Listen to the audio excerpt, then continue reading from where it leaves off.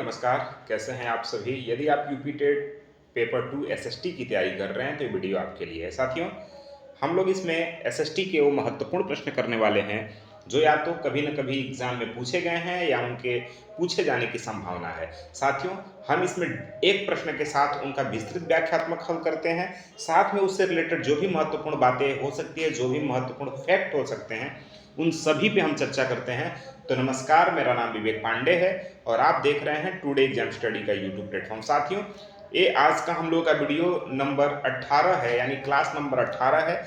इससे पहले हम लोग 17 क्लास ऑलरेडी कर चुके हैं। आज हम लोग 205 नंबर प्रश्न से आगे बढ़ने वाले हैं। अभी तक हम लोगों ने पिछले 17 वीडियो में 204 प्रश्न कंप्लीट कर लिए हैं। आइए प्रश्न की शुरुआत करते हैं। बेहद महत्वपूर्ण प्रश्न, ये आपके एससीईआरटी और एनसीईआरटी दोनों से मिला जुला लिया गया ये प्रश्न है। साथियों, प्रश्न ये कह रहा है कि महासागरीय धाराओं के संदर्भ में निम्नलिखित में से कौन सा कथन असत्य है। गलत कथन आपको बताना है। जो भी महासागरीय धाराएं होती हैं, ठीक है ना, उनमें दिए गए जो कथन है उनमें कौन सा कथन गलत है, सत्य नहीं है, यही आपको बताना है। कथन पहला है कि गल्फ स्ट्रीम एक गर्म जलधारा है। पहला कथन ये कह रहा है साथियों कि जो गल्फ स्ट्रीम है वह एक गर्म जलधारा है। दूसरा विकल्प कह रहा है कि लेब्राडोर एक ठंडी जलधारा है। विकल्प सी कह रहा है जहां गर्म और ठंडी धाराएं मिलती हैं वहां कोहरा जैसा मौसम होता है और मछली पालन के लिए वह स्थान श्रेष्ठ होता है, यानी वह क्षेत्र मछली पालन के लिए सर्वोत्तम होता है। साथियों, और विकल्प डी कहता है कि समुद्री धाराएं हमेशा ध्रुवों से भूमध्य रेखा की ओर चलती हैं। तो अब चार कथन है, इसमें से असत्य कथन बताना है। तो मेरे भाई, असत्य कथन आपके सामने है, वो है विकल्प डी, यानी समुद्री धाराएं हमेशा ध्रुवों से भूमध्य रेखा की ओर ही चलती हैं। यह कथन बिल्कुल गलत है, यह सत्य कथन नहीं है। बाकी जो भी कथन है वो सभी सत्य है। बात बिल्कुल ठीक है कि गल्फ स्ट्रीम एक गर्म जलधारा है साथियों, और लेब्राडोर एक ठंडी जलधारा है। साथ में आप ये भी ध्यान रखेंगे, विकल्प सी भी सही है। क्यों? क्योंकि जहां गर्म और ठंडी जलधारा आपस में मिलती है वहां कोहरा जैसा मौसम होता है और वह मछली पालन के लिए सबसे सर्वोत्तम क्षेत्र माना जाता है। साथियों, ये आप ध्यान रखेंगे। आप नोटबुक में इसे कहीं लिख भी सकते हैं। साथियों, समुद्री धाराएं हमेशा एक तरफ नहीं चलती हैं। बात आपको जानना है कि जो भी समुद्री जल धाराएं होती हैं वो हमेशा एक तरफ नहीं चलती हैं। गर्म जल धाराएं भूमध्य रेखा से ध्रुवों की ओर जाती हैं, जबकि ठंडी जल धाराएं ध्रुवों से भूमध्य रेखा की ओर जाती हैं। इसलिए भाई, मेरे विकल्प आपका डी गलत था। मैंने आपको बताया भी। कुछ और महत्वपूर्ण फैक्ट है वो भी आप जान लीजिए साथियों, कि जो गल्फ स्ट्रीम को यूरोप का कंबल कहा जाता है। ठीक है ना, जो गल्फ स्ट्रीम है साथियों उसको यूरोप का कंबल कहा जाता है। जहां गर्म और ठंडी धाराएं मिलती हैं वहां प्लैंकटन नामक घास पैदा होती है जो मछलियों का मुख्य भोजन होता है। इसीलिए वहां मछलियां काफ़ी संख्या में पहुंचती हैं, काफ़ी संख्या में पैदावार बढ़ता है, पोषित होती हैं। इसलिए वह क्षेत्र मछली उत्पादन के लिए, मछली के लिए सबसे सर्वोत्तम क्षेत्र माना जाता है। अच्छा, वो कौन सा घास होता है जहां गर्म और ठंडी जलधाराएं मिलती हैं? उसे प्लैंकटन घास कहते हैं। आपको ध्यान रखना है। अगले प्रश्न की तरफ बढ़ते हैं साथियों। अगला प्रश्न आपके सामने है, बेहद महत्वपूर्ण प्रश्न है। पहले प्रश्न पढ़िए, फिर हम विकल्प पे चर्चा करेंगे। प्रश्न है, भारतीय संविधान में न्यायिक पुनरावलोकन यानी जुडिशियल रिव्यू होता है, उसका मुख्य उद्देश्य क्या होता है? साथियों, भारतीय संविधान में जो न्यायिक पुनरावलोकन होता है उसका मुख्य उद्देश्य क्या है? क्या न्यायपालिका की सर्वोच्चता सिद्ध करना ही उसका मुख्य उद्देश्य है, या फिर संसद द्वारा बनाए गए किसी भी कानून की संवैधानिकता की जांच करना उसका उद्देश्य है, या फिर राष्ट्रपति को सलाह देना इसका उद्देश्य है, या चुनाव प्रक्रिया को नियंत्रित करना इसका उद्देश्य है? साथियों, आपको इसका विकल्प सही बताना है। कौन सा सही विकल्प है, यानी न्यायिक पुनरावलोकन की आवश्यकता हमारे संसद को क्यों पड़ती है? ठीक है ना, बताइए, भारतीय संविधान में न्यायिक पुनरावलोकन की जरूरत क्यों पड़ती है? तो मेरे भाई ध्यान रखेंगे आप लोग विकल्प 20 का ठीक हो जाता है, यानी संसद द्वारा बनाए गए किसी भी कानून की संवैधानिकता की जांच करने के लिए आपके न्यायिक पुनरावलोकन का सिस्टम आया है। बात क्लियर हो रहा है मेरे भाई? बहुत ध्यान से समझिए। न्यायिक पुनरावलोकन का मतलब होता है कि सर्वोच्च न्यायालय यह देख सकता है कि संसद या राज्य विधानसभा द्वारा बनाया गया कोई कानून संविधान के मूल ढांचे का उल्लंघन तो नहीं कर रहा है। यदि ऐसा होता है तो कोर्ट उसे रद्द कर सकता है। यह है न्यायिक पुनरावलोकन। बात क्लियर हो रहा है? बताइए आपको समझ आ रहा है कि नहीं? समझ आ रहा है तो थंब दीजिए। समझ आ रहा है तो कमेंट बॉक्स में जाइए और बताइए कि हाँ आपको समझ आ रहा है, लाइक करके, और बताइए कि आपको समझ आ रहा है, आप समझ रहे हैं, ये क्लास आपके लिए महत्वपूर्ण है भी या नहीं है। ये आप कमेंट करके बताइए। हमें कैसे पता चलेगा कि ये क्लास आपके लिए महत्वपूर्ण है कि नहीं, कि बस मैं ऐसे ही आपको कुछ भी दे रहा हूँ। मेरे हिसाब से तो मैं अपना बेस्ट दे रहा हूँ, जो कि पूछा जाता है यूपी टेट में, ठीक है ना, वही मैं दे रहा हूँ। अगला प्रश्न है साथियों, अच्छा इसकी कुछ महत्वपूर्ण फैक्ट है वो भी आप जान लीजिए। यह शक्ति भारत ने अमेरिका के संविधान से ली है। कौन सी? न्यायिक पुनरावलोकन की जो शक्ति है वह भारत ने अमेरिका के संविधान से ली है। अनुच्छेद 13, 32 और 226 इसके मुख्य आधार हैं। ये भी आपको ध्यान रखना है इस फैक्ट को। साथियों अगले प्रश्न की तरफ चलते हैं। अगला प्रश्न बेहद महत्वपूर्ण है और पूछा गया प्रश्न भी है कि सामाजिक सुधारकों के संदर्भ में निम्नलिखित में से कौन सा मिलान गलत है? 4 विकल्प हैं, उनमें से आपको बताना है कि कौन सा मिलान गलत है। क्या ब्रह्म समाज राजा राममोहन राय की देन नहीं है? क्या ये गलत है, यानी ब्रह्म समाज के संस्थापक राजा राममोहन राय हैं, ये गलत है? या फिर आर्य समाज स्वामी दयानंद सरस्वती ने स्थापित की, ये गलत है? या सत्य सुधक समाज के संस्थापक ज्योतिबा फूले हैं, ये गलत है? या फिर प्रार्थना समाज स्वामी सहजानंद सरस्वती की देन है, क्या ये गलत है? तो मेरे भाई इन 4 विकल्प में से जो सबसे गलत है, जो मिलान बिल्कुल गलत है, वह है विकल्प डी, यानी प्रार्थना समाज स्वामी सहजानंद सरस्वती की देन नहीं है। ध्यान रखेंगे मेरे भाई, ब्रह्म समाज की स्थापना राजा राममोहन रॉय ने की, आर्य समाज की स्थापना स्वामी दयानंद सरस्वती ने की, सत्य शोधक समाज की स्थापना ज्योतिबा फूले ने की। साथियों ये भी आप साथ में ध्यान रखेंगे। अच्छा अगर हम बात करें प्रार्थना समाज की, तो देखिए मेरे भाई, प्रार्थना समाज की स्थापना 1867 में आत्माराम पांडुरंग और एमजी रनाडे ने की थी। मेरे भाई स्वामी सहजानंद सरस्वती का संबंध अखिल भारतीय किसान सभा से है, ना कि प्रार्थना समाज से। बात क्लियर हो रहा है?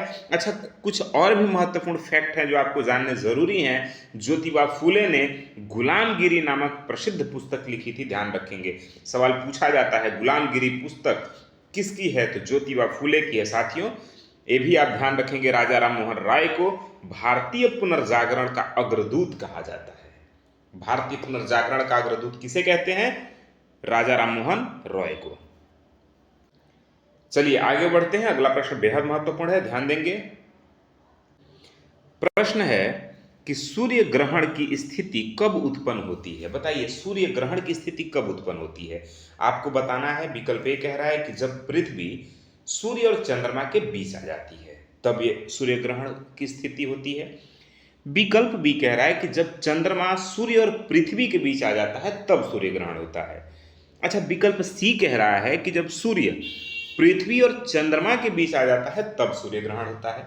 और विकल्प डी कह रहा है कि जब पृथ्वी और सूर्य एक सीधी रेखा में होते हैं तब सूर्य ग्रहण होता है। साथियों सही विकल्प आपके सामने है, 4 में से एक कोई सही विकल्प है, आपको बताना है। अच्छा आप कमेंट करके भी बता सकते हैं कि क्वेश्चन नंबर 208 विकल्प ए या बी जो भी सही हो, ऐसा कमेंट करके आप बता सकते हैं। देखिए उससे क्या है, उससे मुझे बहुत फ़ायदा नहीं है। हाँ एक चीज़ का तो बिल्कुल मुझे फ़ायदा है, वो फ़ायदा ये है कि आप जब क्वालिफाई करेंगे और कमेंट करके बताएंगे कि सर मैं पास हो गया, मेरे भाई मैं पास हो गया, तो मुझे शायद बहुत खुशी होगी। ये फ़ायदा है मुझे। आप कमेंट करते हैं तो इससे आपकी उपस्थिति का पता चलता है कि आप कितने जागृत होकर के इस वीडियो को, इस क्लास को, इस सेशन को अटेंड कर रहे हैं। कहीं ऐसा तो नहीं आप बेमर्जी से देख रहे हैं, बेमर्जी से इसे ऐसे टाइम पास कर रहे हैं। तो मेरे भाई हाथ जोड़ के विनती कर रहा हूँ आपसे, ऐसा बिल्कुल आप मत करें। टाइम इतना सस्ता नहीं है जिसे पास कर देना है, जिसे काट लेना है। काटिए मत मेरे भाई। आज समय को आप काट लेंगे तो कल समय आपका काट लेगा, ये ध्यान रखेंगे आप लोग। तो समय को काटिए मत। सही विकल्प है विकल्प नंबर बी। जब चंद्रमा सूर्य और पृथ्वी के बीच आ जाता है तब सूर्य ग्रहण की स्थिति बनती है मेरे भाई। बहुत ध्यान से समझिए इस बात को। होता क्या है, सूर्य ग्रहण तब होता है जब चंद्रमा घूमते हुए सूर्य और पृथ्वी के बीच आ जाता है और पृथ्वी पर अपनी छाया डालता है। यह हमेशा अमावस्या को होता है। देखिए मेरे भाई, दो पक्ष होते हैं, एक शुक्ल पक्ष और एक कृष्ण पक्ष। पक्ष कितने होते हैं? दो, शुक्ल पक्ष और कृष्ण पक्ष। शुक्ल पक्ष पूर्णिमा होता है शुक्ल पक्ष में, और कृष्ण पक्ष में अमावस्या होता है। ध्यान रखेंगे, जो सूर्य ग्रहण होता है वो हमेशा अमावस्या को होता है, जो चंद्र ग्रहण होता है वो हमेशा पूर्णिमा को होता है। सूर्य ग्रहण हमेशा दिन में होता है और चंद्र ग्रहण हमेशा रात्रि में होता है। बात आप ध्यान रखेंगे। कुछ और महत्वपूर्ण फैक्ट है वो भी आप जानते चलिए। चंद्र ग्रहण तब होता है जब, अच्छा सूर्य ग्रहण तो आप समझ गए, अब चंद्र ग्रहण समझिए कि जब पृथ्वी सूर्य और चंद्रमा के बीच आ जाती है तब चंद्र ग्रहण होता है। और यह कब होता है? हमेशा पूर्णिमा को होता है, ध्यान रखेंगे। ठीक है ना, जैसा कि मैंने आपको बताया कि सूर्य ग्रहण अमावस्या को हमेशा होता है और चंद्र ग्रहण हमेशा पूर्णिमा को होता है। साथियों, सूर्य ग्रहण के समय दिखने वाले बाहरी भाग को हम कोरोना कहते हैं। ये वाला कोविड वाला कोरोना नहीं, ठीक है ना, कोविड में जो कोरोना, ये वाला कोरोना नहीं मेरे भाई। इससे तो बहुत दूरी हम लोग बना के रखे, बहुत दूर रहे कोरोना मेरे भाई, तो बहुत अच्छा है। एक कोरोना की बात हो रही है, जब सूर्य ग्रहण के समय दिखने वाला जो बाहरी भाग होता है ना, उसको कोरोना कहते हैं। ठीक है ना। चलिए, अब प्रश्न संख्या 209 कह रहा है कि सूची 1 महाद्वीप है और सूची 2 उसकी सबसे ऊंची चोटी है। अब उसके साथ सुमेलित करना है, किस महाद्वीप का संबंध किस चोटी से है, ये आपको बताना है। आइए हम देखते हैं, सूची यहाँ लिखा है मेरे भाई। देखिए, एक तरफ सूची है अफ्रीका, दूसरी तरफ माउंट किलिमंजारो है। एक तरफ यूरोप है, दूसरी तरफ माउंट एल्ब्रूस है। एक तरफ दक्षिण अमेरिका है, दूसरी तरफ माउंट एकांकागुआ है। एक तरफ उत्तर अमेरिका है, दूसरी तरफ माउंट डेनाली है, यानी मैकिनले है। बताइए किस द्वीप का, किस महाद्वीप में कौन सा एवरेस्ट है? ठीक है, 4 विकल्प आपके सामने है, विकल्प देख लीजिए कौन सा सही होगा, बताइए। चलिए आइए हम बताते हैं कौन सा विकल्प सही होगा। देखिए मेरे भाई, इसका जब आप मिलान करेंगे तो आप पाएंगे एक का संबंध ए से है, यानी अफ्रीका में है माउंट किलिमंजारो, ठीक है ना। दूसरे का संबंध दूसरे से है, यूरोप माउंट एल्ब्रूस है यूरोप में। वहीं दक्षिणी अमेरिका में साथियों माउंट एकांकागुआ है, वहीं जो चौथा है उत्तरी अमेरिका तो माउंट डेनाली यानी मैकिनले है। तो इस तरह से आप देखेंगे कि हमारा विकल्प ए सही हो जाता है, ठीक है ना, विकल्प ए सही हो जाता है मेरे भाई, ध्यान रखेंगे। देखिए, अफ्रीका की किलिमंजारो एक मृत ज्वालामुखी है। जो अफ्रीका की किलिमंजारो है वह एक मृत ज्वालामुखी है। यूरोप की एल्ब्रुस काकेसस पर्वतमाला में है। जो यूरोप का एल्ब्रुस एल्ब्रुस वो है चोटी है, वह कांकेसस पर्वतमाला में है। वहीं साथियों दक्षिण अमेरिका की एकांकागुआ जो एकांकागुआ चोटी है वह एंडीज पर्वतमाला में है। और उत्तरी अमेरिका का जो डेनाली अलास्का जो डेनाली है चोटी, वह अलास्का रेंज में स्थित है। फिर से एक बार आप समझ लीजिए, शायद थोड़ा सा कंफ्यूजन आपको हुआ होगा। जो अफ्रीका की किलिमंजारो चोटी है वह मृत ज्वालामुखी है, ठीक है ना, बात क्लियर हो रहा है। जो यूरोप का एल्ब्रुस चोटी है वो काकेकस पर्वतमाला में स्थित है। वहीं दक्षिणी अमेरिका का एकांकागुआ जो पर्वत चोटी है वह एंडीज पर्वतमाला में है। वहीं उत्तरी अमेरिका की जो डेनाली पर्वत चोटी है वह अलास्का रेंज में स्थित है। इतनी बात शायद आपको क्लियर हो गई होंगी। और कुछ महत्वपूर्ण फैक्ट है वो भी जान लीजिए। ऑस्ट्रेलिया की सबसे ऊंची चोटी माउंट कोजिएस्को है, ठीक है ना, कोजेस्को है। कौन सी? माउंट कोजेस्को। कहाँ की? ऑस्ट्रेलिया की सबसे ऊंची चोटी। वहीं साथियों अंटार्कटिका की सबसे ऊंची चोटी विंसन्स मैसिफ है, ठीक है ना, विंसन्स मैसिफ है, ये आप ध्यान रखेंगे। विंसन्स मैसिफ कहाँ की? अंटार्कटिका की। ठीक है, तो मेरे भाई ये कुछ महत्वपूर्ण फैक्ट है, आप इनको ध्यान में रखते चलें। अगला प्रश्न बेहद महत्वपूर्ण है, एग्जाम में पूछा गया प्रश्न है। प्रश्न ये कह रहा है साथियों कि 1857 की क्रांति के संदर्भ में निम्नलिखित में से कौन सा मिलान असत्य है, मतलब गलत है। बेगम हजरत महल लखनऊ, मतलब कौन से क्रांतिकारी नेता कहां से नेतृत्व कर रहे थे 1857 के क्रांति का, वही बात पूछ रहा है। तो विकल्प ये कह रहा है क्या बेगम हजरत महल लखनऊ से इस क्रांति का नेतृत्व कर रही थी, क्या ये सही है या गलत है। कुंवर सिंह बिहार से कर रहे थे, क्या ये बात गलत है। खान बहादुर खान बरेली से कर रहे थे, क्या ये बात गलत है। या फिर ये बात गलत है कि रानी लक्ष्मीबाई कानपुर से कर रही थी इसका नेतृत्व, किसका, 1857 की क्रांति का। तो मेरे भाई इसका जो गलत कथन है वह विकल्प डी हो जाता है, यानी रानी लक्ष्मीबाई कानपुर से न करके झांसी से कर रही थी। मेरे भाई ये आपको ध्यान रखना है। बाकी बेगम हजरत महल लखनऊ से इसका नेतृत्व कर रही थी, बाबू वीर कुंवर सिंह बिहार के भोजपुर जिले से कर रहे थे, जगदीशपुर एक गांव है वहां से कर रहे थे, वहीं खान बहादुर खान बरेली से कर रहे थे, और रानी लक्ष्मीबाई झांसी से कर रही थी। साथियों इसको आपको ध्यान रखना है। अच्छा, बात करें अगर हम कानपुर की, तो कानपुर से कौन कर रहा था, तो नाना साहेब इसका नेतृत्व कर रहे थे, उनके सेनापति तात्या टोपे बाद में इसका नेतृत्व किए, ठीक है ना। और महत्वपूर्ण फैक्ट है वो भी आप जान लीजिए, 1857 के विद्रोह के समय भारत का गवर्नर जनरल कौन था, तो लॉर्ड कैनिंग था। एग्जाम में पूछा जाता है, कई बार एक प्रश्न पूछा गया है कि 1857 की क्रांति के समय भारत का गवर्नर जनरल कौन था, तो लॉर्ड कैनिंग था। ये बात आप ध्यान रखेंगे। विद्रोह की पहली चिनगारी मंगल पांडे ने बैरकपुर छावनी यानी जो बंगाल में स्थित है वहां से शुरू की थी। करतूस में उनका कहना था कि गाय और सुअर की चर्बी से करतूस बनाए जा रहे हैं जिन्हें दांतों से खींचा जा रहा है। इस तरह से क्रांति शुरू हुई और एक विश्व पूरे हिंदुस्तान में बहुत तेजी से और प्रथम एक आंदोलन हुआ 1857 की क्रांति, जो बहुत हद तक सफल नहीं रहा। एक नेतृत्वकर्ता के अभाव में कोई ऐसा व्यक्ति नहीं था जो इसका नेतृत्व करे, कई लोग मिलकर कर रहे थे, इसीलिए यह सफल रहा, ठीक है।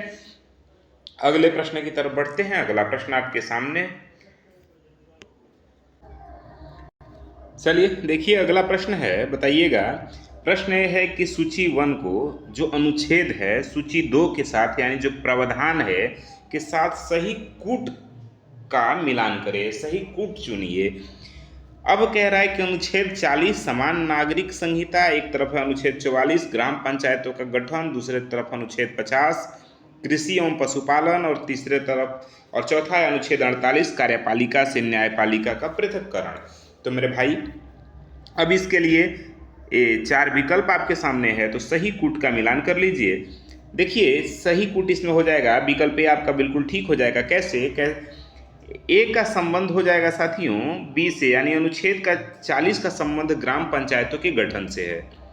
वहीं दूसरे का संबंध यानी अनुच्छेद 44 का संबंध समान नागरिक संहिता से है, ठीक है ना। वहीं तीसरे का संबंध यानी अनुच्छेद 50 का संबंध कार्यपालिका से न्यायपालिका का पृथक्करण है। वहीं साथियों अनुच्छेद 48 जो है उसका संबंध कृषि एवं पशुपालन से है। इस तरह आपका विकल्प बिल्कुल ठीक हो जाता है।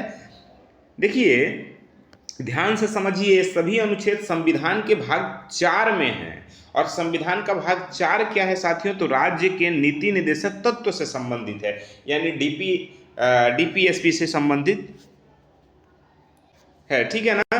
अच्छा, राज्य के नीति निर्देशक तत्व के अंतर्गत ये सभी आते हैं, और अनुच्छेद 40 गांधीवादी सिद्धांतों पर आधारित है, जबकि अनुच्छेद 44 है वो समान नागरिक संहिता से है, एक उदार बौद्धिक सिद्धांत है। वहीं अनुच्छेद 50 जो साथियों है वह न्यायपालिका स्वतंत्र रूप से कार्य करे और कार्यपालिका का हस्तक्षेप न हो, इससे संबंधित है। कुछ और महत्वपूर्ण फैक्ट है और अनुच्छेद है उसे भी आप जानिए। अनुच्छेद 44 जो है वर्तमान में भारत के केवल गोवा राज्य में समान नागरिक संहिता लागू है, यानी जो समान नागरिक संहिता है जिसकी बात अनुच्छेद 44 में की गई है वह वर्तमान के केवल गोवा राज्य में लागू है साथियों। वहीं नीति निर्देशक तत्व इन्हें आयरलैंड के संविधान से लिया गया है, ये भी आप ध्यान रखिएगा। नीति निर्देशक तत्व कहाँ से लिया गया है, आयरलैंड के संविधान से लिया गया है साथियों। तो ये बात आपको ध्यान रखना है। अगले प्रश्न की तरफ बढ़ते हैं। अगला प्रश्न बेहद खूबसूरत है और प्रश्न ये है कि पृथ्वी की आंतरिक संरचना के संदर्भ में निम्नलिखित कथनों पर विचार कीजिए। पृथ्वी की आंतरिक संरचना कैसी है आपको बताना है। आंतरिक संरचना समझते हैं ना। आंतरिक संरचना देखिए, पृथ्वी हमारी ऐसी है और सेंटर अगर ये है तो इसकी आंतरिक संरचना कैसी हो जाएगी, जैसे आप प्याज समझिए और प्याज के छिलके जैसे हैं वैसे ही पृथ्वी, और उसके अंदर जैसे हम बढ़ते जाएंगे वैसी आंतरिक संरचना है, लास्ट में सेंटर है। तो अब कह रहा है, पहला कथन है कि पृथ्वी के सबसे ऊपरी परत को हम क्रस्ट कहते हैं जो ठोस अवस्था में है।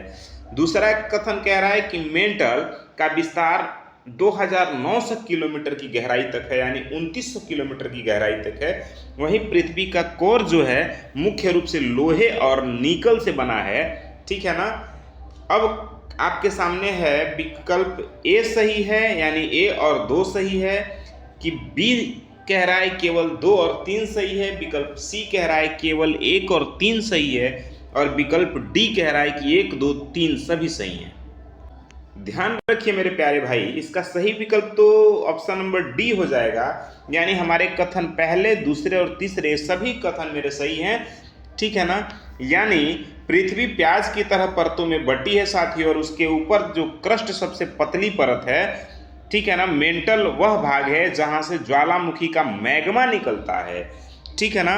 मेंटल वह भाग को कहते हैं जहां से ज्वालामुखी का मैग्मा निकलता है। कोर पृथ्वी का सबसे केंद्र वाला भाग है जहां गुरुत्वाकर्षण और चुंबकीय शक्ति सबसे अधिक होती है। मेरे भाई ध्यान रखेंगे, कुछ महत्वपूर्ण फैक्ट है उसे आप जान लीजिए।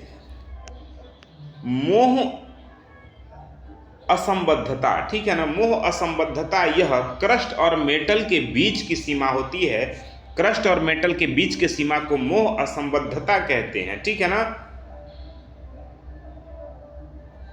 वहीं गुटेनबर्ग असंबद्धता किसको कहते हैं, तो साथियों यह मेटल और कोर के बीच की सीमा होती है जिसे गुटेनबर्ग असंबद्धता कहते हैं, ध्यान रखेंगे। अगले प्रश्न की तरफ अगर हम बढ़े तो अगला प्रश्न आपके सामने बेहद खूबसूरत प्रश्न है, और प्रश्न ये कह रहा है कि निम्नलिखित ऐतिहासिक घटनाओं को उसके सही कालक्रम के अनुसार व्यवस्थित कीजिए। 3-4 आपके सामने ऐतिहासिक घटनाएं हैं और वह किस क्रम में हुई हैं उसे अरेंज करना है, उसे बैठाना है क्रम। पहला कह रहा है जलियांवाला बाग हत्याकांड, असहयोग आंदोलन की शुरुआत, तीसरा चौरी चौरा की घटना, चौथा स्वराज पार्टी का गठन। अब साथियों कौन सी घटना पहले हुई, उसके बाद कौन सी घटना हुई, उसके बाद कौन सी घटना हुई, तो ये 4 विकल्प आपके सामने है। विकल्प ए कह रहा है कि पहले जलियांवाला बाग हुआ, फिर असहयोग आंदोलन, फिर चौरी चौरा, फिर स्वराज पार्टी का गठन। विकल्प बी कह रहा है दूसरा, पहले दूसरा हुआ, फिर पहला, फिर चौथा, फिर तीसरा। सी कह रहा है 1, फिर 3, फिर 2, फिर 4। चौथा कह रहा है 4, 3, 2, 1। बताइए मेरे भाई कौन सा विकल्प सही है, कौन सा क्रम सही होगा इस ऐतिहासिक घटना के बारे में। मेरे भाई बेहद महत्वपूर्ण प्रश्न है। इसी तरह के प्रश्न आपके यूपी टेट में पूछे जाते हैं साथियों। यदि आप सच में यूपी टेट के लिए सीरियस हैं और आप दिल से चाहते हैं कि हम क्वालिफाई करें, तो मेरे भाई बहुत महत्वपूर्ण प्रश्न आपके लिए मैं ढूंढ के लाता हूँ, खोज के किताब से एक चैप्टर से मैं निकाल के लाता हूँ साथियों। तो आपका भी फर्ज बनता है कि आप इस वीडियो को पढ़ें और बहुत ईमानदारी से इसको समझें, और अगर आपको समझ आ रहा है तो उसे अपने नोटबुक में लिखें कि लास्ट टाइम रिवीजन करते हुए आपको ज़्यादा परेशानी नहीं होगी। वैसे मैं सभी वीडियो का एक मर्ज वीडियो बना के आपको दे दूंगा ताकि आप रिवीजन कर सके। उसके लिए चैनल को सब्सक्राइब कर लीजिएगा। देखिए चैनल को सब्सक्राइब करना, न करना, लाइक करना, न करना, शेयर करना, न करना, ये बहुत बड़ी बात नहीं है। आप सब्सक्राइब मत करिए, आप लाइक मत करिए, आप शेयर मत करिए, आप कुछ भी अच्छा कमेंट मत करिए। मेरे भाई हाथ जोड़ के आपसे विनती है, बस पढ़िए, क्योंकि दुनिया का सबसे बड़ा रोग जो है ना, जिसका इस संसार में इलाज नहीं है, वो है बेरोजगारी। अगर आप बेरोजगार हैं मेरे भाई, तो आप संसार के सबसे बड़े रोगी हैं जिसका कहीं कोई इलाज नहीं है। बात समझ में आ रहा है ना। इस बेरोजगारी से आप तभी निकल सकते हैं जब आप ईमानदारी से पढ़ें, मेहनत करें, दिल लगा के मेहनत करें। मेरे भाई मैं अपने लिए नहीं कह रहा हूँ, आपके लिए कह रहा हूँ, ठीक ठीक है ना। दिल में जुनून रखिए और आंखों में सपना रखिए सफलता का, आप निश्चित सफल होंगे। बस ईमानदारी से मेहनत करिए। इसका जो सही विकल्प हो जाएगा वह आपका विकल्प ए हो जाएगा। यानी सबसे पहले घटना होती है जलियांवाला बाग हत्याकांड। आप सभी जानते हैं जनरल डायर और बैसाखी का दिन होता है, और पंजाब में जहां किसान एकत्रित हुए थे, कुछ आपसी शांतिपूर्ण वहां पे धारणा प्रदर्शन कर रहे थे, उसी में जनरल डायर वो गेट बंद करवा करके और उन सभी पे गोलियां चलवा देता है। आप सभी जानते हैं वह है जलियांवाला बाग हत्याकांड। बहुत दर्दनाक, ठीक है ना। उसके बाद असहयोग आंदोलन की शुरुआत होती है, जहां पे किसी भी सरकारी संस्था को बहिष्कार कर देना था। सरकारी सामान मतलब अंग्रेजों का सामान, अंग्रेजों का संस्था, अंग्रेजों की वस्त्र वगैरह सब कुछ असहयोग कर देना था, सहयोग नहीं देना था। उसके बाद मेरे भाई चौरी चौरा घटना हो जाती है। आप सभी जानते हैं कि उसी कांड से आक्रोशित होकर के महात्मा गांधी ने क्या किया था, आंदोलन शुरू किया था। और उसी समय गोरखपुर के पास एक स्थान है चौरी चौरा। गोरखपुर साथियों उत्तर प्रदेश में है। आप चूंकि एग्जाम दे रहे हैं यूपी टेट का, तो आपके लिए कोई नई बात नहीं है। अगर आप नहीं जानते हैं तो शायद दुर्भाग्यपूर्ण है कि अगर आपको ये भी ना मालूम हो कि गोरखपुर उत्तर प्रदेश में है, जहाँ से योगी आदित्यनाथ जी हैं, आपके वर्तमान के सीएम। तो साथियों वहीं पे चौरी चौरा नामक स्थान है। चौरी चौरा कांड वहाँ ऐसा होता है कि कुछ हमारे आंदोलनकारी जाते हैं और पुलिस स्टेशन में आग लगा देते हैं, जिसमें कई पुलिस वाले और थाना के थानाध्यक्ष जल के मर जाते हैं, जिससे महात्मा गांधी नाराज होकर के फिर अपने आंदोलन को स्थगित कर देते हैं। साथियों स्वराज पार्टी का गठन ये सबसे चौरी चौरा घटना के बाद होता है, स्वराज पार्टी का गठन। तो ये बात आपको ध्यान रखना है। देखिए बात है साथियों 13 अप्रैल 1919 की, ठीक है ना। 13 अप्रैल 1919, ये सब मैं आपके लिए लिख के लाता हूँ, ठीक है ना। ये सब मैं आपके लिए लिख करके लाता हूँ कि कोई चीज़ बताते हुए अगर मुझसे छूट जाए तो लिखा रहेगा तो मुझे याद रहेगा, ठीक है ना। लिखा रहेगा तो मैं उसको बता सकता हूँ। जब मैं आपके लिए PDF कंटेंट तैयार करता हूँ, पढ़ता हूँ, किताबों से छांटता हूँ, तो मेरा ये मकसद रहता है कि जिस चीज़ों को मैं भूल जाऊँ, दिमाग से उतर जाए, उन सबको मैं नोट कर लेता हूँ, ताकि आपको पढ़ाते वक्त तो सब बातें मैं बता सकूं। मुझे रहता है कि मैं कितना आपको बता दूं, कम समय में अधिक से अधिक बता दूं। साथियों बात 13 अप्रैल 1919 की है। जलियांवाला बाग हत्याकांड हुआ, जिसके विरोध में 1 अगस्त 1920 को गांधी जी ने असहयोग आंदोलन शुरू कर दिया, ठीक है ना। फिर 4 फरवरी 1922 को साथियों चौरी चौरा कांड के कारण आंदोलन वापस ले लिया गया। इसके बाद 1 जनवरी 1923 को CR दास और मोतीलाल नेहरू ने स्वराज पार्टी की गठन की। सवाल पूछा जाएगा स्वराज पार्टी का गठन किसने किया, तो CR दास और मोतीलाल नेहरू। कब किए, तो जनवरी 1923 में। ध्यान रखेंगे 1 जनवरी 1923 को। वहीं साथियों अगर बात करें हंटर कमेटी की, तो यह जलियांवाला बाग के जांच के लिए बनाई गई थी, जिसमें आपके महामना पंडित मदन मोहन मालवीय जी भी थे। साथियों ध्यान रखेंगे गांधी जी ने असहयोग आंदोलन के दौरान केसरे हिंद की उपाधि वापस लौटा दी थी। ध्यान रखेंगे गांधी जी ने असहयोग आंदोलन के दौरान जब जलियांवाला बाग हत्याकांड हुआ तो केसरे हिंद की उपाधि लौटा दी, ठीक है ना। चलिए अगले प्रश्न की तरफ चलते हैं। अगला प्रश्न बेहद खूबसूरत है। प्रश्न यह है कि अक्षांश और देशांतर रेखाओं के संदर्भ में कौन सा कथन गलत है। गलत कथन आपको बताना है। कह रहा है कि सभी अक्षांश रेखाएं एक दूसरे के समानांतर होती हैं। विकल्प बी कह रहा है कि 2 देशांतर रेखाओं के बीच की दूरी ध्रुवों पर शून्य हो जाती है। विकल्प सी कह रहा है कि 0 डिग्री देशांतर रेखा को प्रधान मध्याह्न रेखा कहते हैं, ठीक है ना। और विकल्प डी कह रहा है विषुवत रेखा से ध्रुवों की ओर जाने पर अक्षांश रेखाओं की लंबाई बढ़ती है। अब कौन सा कथन गलत है आपको बताना है। देखिए मेरे भाई इसमें जो गलत कथन हो जाएगा वो गलत कथन है विकल्प डी आपका, यानी विषुवत रेखा से ध्रुवों की ओर जाने पर अक्षांश रेखाओं की लंबाई बढ़ती है। ये बात गलत है। बात क्लियर हो रहा है। ध्यान रखेंगे साथियों यह कथन गलत है, क्योंकि जैसे जैसे हम विषुवत रेखा से यानी 0 डिग्री से ध्रुवों की ओर यानी 90 डिग्री की ओर जाते हैं तो अक्षांश रेखाओं का घेरा छोटा होता जाता है और ध्रुवों पर यह केवल एक बिंदु रह जाता है, ठीक है ना। तो बढ़ता नहीं है, एक घटता है। और कुछ महत्वपूर्ण फैक्ट है वो भी आप जान लीजिए। एक अक्षांश के बीच की दूरी 111 किलोमीटर होती है साथियों। 0 डिग्री अक्षांश को भूमध्य रेखा या विषुवत रेखा कहते हैं, ये भी आप जानते चलिए। बाकी ये तीनों कथन सही है कि सभी अक्षांश रेखाएं एक दूसरे के समानांतर होती हैं। बाकी ये भी है कथन सही कि दो देशांतर रेखाओं के बीच की दूरी ध्रुवों पर शून्य हो जाती है, ठीक है ना। बाकी तीसरा जो विकल्प सी है वो भी सही है, यानी 0 देशांतर रेखा को प्रधान मध्याह्न रेखा कहते हैं। साथियों इस तीनों कथन सही है। बाकी विकल्प आपका डी गलत था, क्योंकि ध्रुवों की ओर जाने पे अक्षांश की रेखाएं लंबाई बढ़ती नहीं है, घटती हैं। ये बात आपको ध्यान रखना है। तो ये रहे आज के वो महत्वपूर्ण प्रश्न जिन्हें एग्जाम में पूछे जाने की संभावना है। साथियों ये सभी आपके एग्जाम के पॉइंट ऑफ व्यू से बेहद महत्वपूर्ण प्रश्न है। साथियों आपको ये सेशन कैसा लगा, ये क्लास कैसा लगा, हमारा प्रयास कैसा लगा, आपको कमेंट करके ज़रूर बताइए। बाकी पढ़ते रहिए, हंसते रहिए, मुस्कुराते रहिए। मिलते हैं अगले क्लास में साथियों, तब तक के लिए जय हिंद।